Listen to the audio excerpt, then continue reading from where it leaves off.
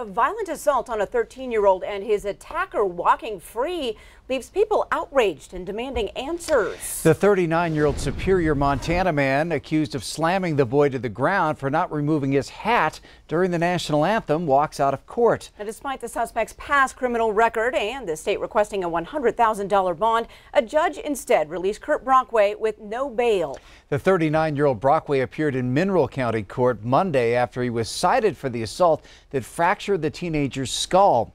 MTN's Kent Lutzen spent today in Mineral County looking for answers. Many of you had questions about the reasoning behind Brockway's release. We came down to Mineral County to ask Judge Dale Magone and County Attorney Ellen Donahue about this.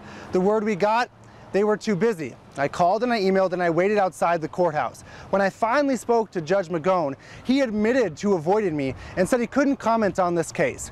However, I was able to get court documents that give us more insight into Brockway's past.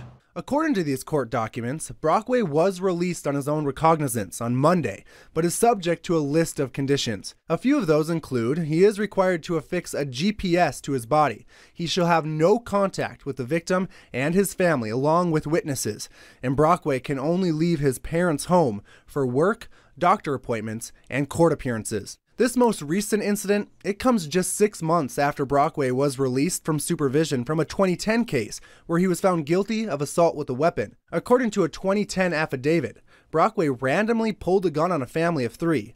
According to those victims, Brockway stated he was going to kill them. Brockway was, however, persuaded by a friend to put down his gun and leave the scene. Brockway was later sentenced to the Department of Corrections for a term of 10 years for this incident.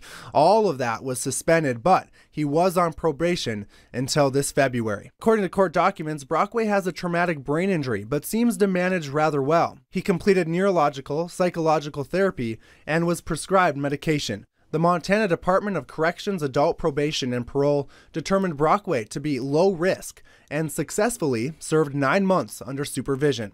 After 900 hours of community service and serving 7 years of probation, Brockway was discharged from his supervision on February 7th of 2019, just 6 months ago. Now, Brockway, he's back in court.